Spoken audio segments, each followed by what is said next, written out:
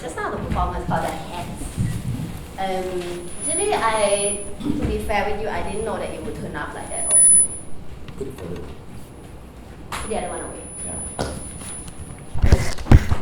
Yes. So I think the starting point was very random. It started from when I was talking to my parents, where they do construction business and stuff, and I suddenly talked to them about the construction hats. Yes.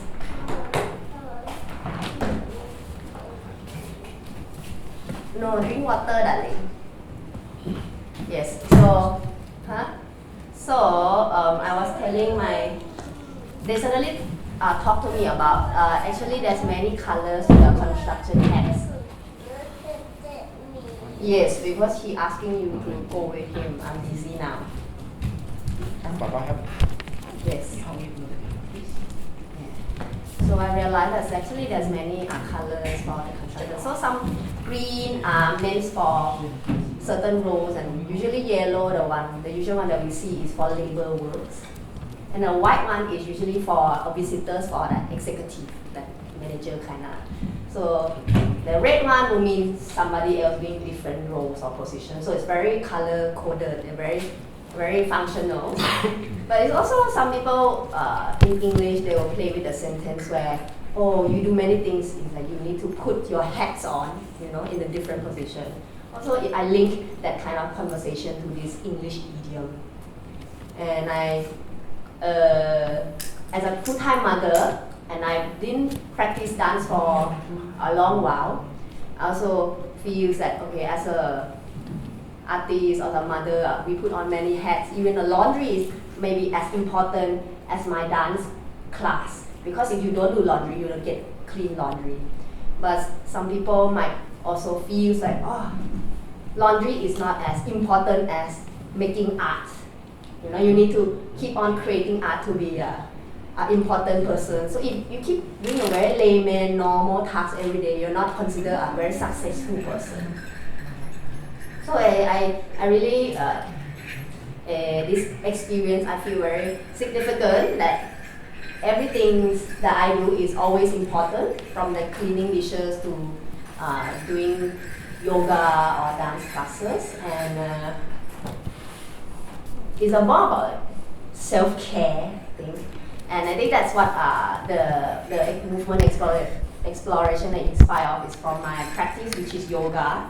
Because from my experience, when I'm pregnant, right, I need to stop dancing because dancing is more like can endanger the baby and stuff. Of course, I still do dance, but not so hardcore and stuff. But I realized yoga is actually very forgiving as a form. You can totally do prenatal yoga and you still work as hard as you want them to be. Just be cautious and stuff. So all the 2 years that I become full-time mother, I still practice yoga very hard. So I guess that also translates to my movement exploration for this peace practice. Yes, full stop. Any question? Any thoughts or any? What was the significance of the light bulb? So in light bulb, right? So you imagine when people. Okay, thank you. So when I think the construction had give you a role, certain tasks like you need to do something, like it's a work, right? For the light bulb, I try to use the concept of yoga as well. Meaning, usually we practice on the focusing on one thing. Maybe it's like the breath. So some people use breath as a tool to focus. So in yoga, it's not really about the shapes or how windy you are. It's more about how focused you are in synchronization with your own feelings and your own breathing. So this piece is really that one light. I try to synchronize my breath with the light. It's very steady and it follows me everywhere, So I have to use that light to most like synchronize my action as much as I can, rather than and only one light, because I only want to focus on one thing. I want to focus something that's very near to me. If I happen to go near somebody, I happen to see somebody, I recognize it. I don't really interact with it, but I know I'm coming near to something, then I'm coming back. So you always draw yourself back, whether you're angry, tired, overwhelmed.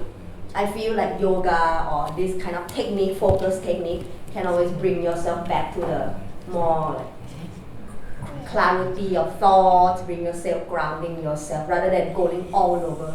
I did try to explore movement, which is very contemporary also. So I move a lot with the light, but I just don't feel it's very true to myself. That's why I choose. I think when I was watching the piece, I can had help to share. Sorry. when I was watching the piece, I had this conception in mind that what was the significance of the light bulb, and I was able to relate that you were doing yoga poses, and I do yoga as well. So for me, yoga is like connecting to your inner light. So for me, the bulb was signifying your inner light, and you were trying to attain that focus by doing yoga. Because there were also, when you started the piece, I saw that the light bulb was glowing on and off, on and off.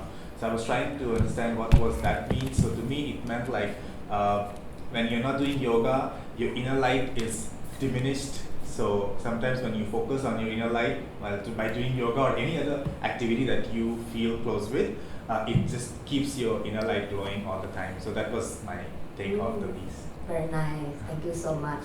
Yeah. Feel free to interpret any way you want. We're actually more interested to hear your feedback than our explanation of the pieces itself, because it is what it is in our synopsis as for now, but then we're looking to how to improve every piece, essentially, if you ever see it. Or if you have any difficulty with interpreting or understanding or even appreciating, you can also share it, then we will understand where we are, so we can help to improve it for a better experience. Anybody else, perhaps in the audience who, yeah. Okay, the piece was actually good, something I enjoyed, because it made me think what was the thought process of you when you were developing it. But then again, there's a part where, I'm not sure if you consider this, but there's a boundary perhaps between art and self-indulgence. Have you ever considered that what you were developing is too self-indulgent? How do you determine?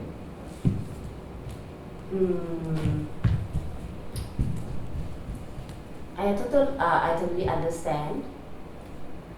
I don't know. Well, okay, everybody here is 18 and above. I think self-indulgence. Also, when you sometimes watch an art piece, I relate as it's like a bit like self-masturbation. You just do it to feel shock yourself, right? So for this piece, right, it's a little bit, maybe you can think of it as a little bit of like self-indulgence, but as a principle of yoga, we do not indulge, we try not yourself, restrain from indulging as well, because we try to really be true with yourself, meaning synchronize with the breathing. Of course, in certain poses, maybe you feel, oh, very nice, I enjoy this a lot. But when I practice dance or yoga, I try not to, meaning saying, oh, this is nice, I want to stay this longer. I want to be exploring in this different position, how my mind and my body and my breathing reacts, you know. So it's a bit like a self-exploration and testing in this piece for me. I don't know I answered that question or not. And maybe as an add-on, I can also share that we try not to curate each of the pieces to dictate how they should go or whatsoever, because I truly believe that each artist wants to derive from their livelihoods first and foremost. And so we try to respect that each of them has certain practices, so to speak, if they wish to. So I think I just try to explain also that a lot of the practice, because a lot of people like to ask, what is your practice? What is your practice? This is the word nowadays that people like to ring on their mouths whenever we watch performances also. But we face a lot of this kind of discriminations in that sense, in that if you don't have a practice per se, then maybe you're not a true artist also. But actually the practice for me is dependent on the amalgamation of all your interests in life. Because my practice and her practice, even though we live together as husband and wife, is vastly different because of my background, my knowledge, my life experiences, my hobbies that are vastly different from hers as well. Likewise for the other artists, and I believe also the audience sitting around here. So I wouldn't say it is self-indulgent to the extent. I'd say it's more of authenticity. We're trying to ask ourselves, what is authentic to yourself? More important than presentation. Well, of course, the format of today's afternoon is a presentation, because we'd like to invite people to come in and see what they see. So what they see is valid. And so we'll try to take in from everybody's pieces of nuggets of wisdom. Yeah. So authenticity regardless. I'm sorry. Sorry. Yes. So authenticity regardless if self-indulgent or not, I guess. I mean, if I'm vain, then that aspect of me is also self-indulgent, and that is my authenticity. Wouldn't you think so? Yeah. So if I'm a very giving person, then whatever I offer on stage for everyone is also self-indulgent. Again, it will go down to the gaze of the audience, meaning you or anyone who is an audience is always here with some sort of baggage, in some sort of a lens that you're watching through.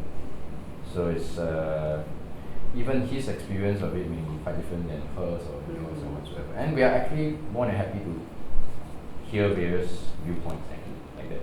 Oh, sorry. Any other last questions? Perhaps. Not, we will move on to the second.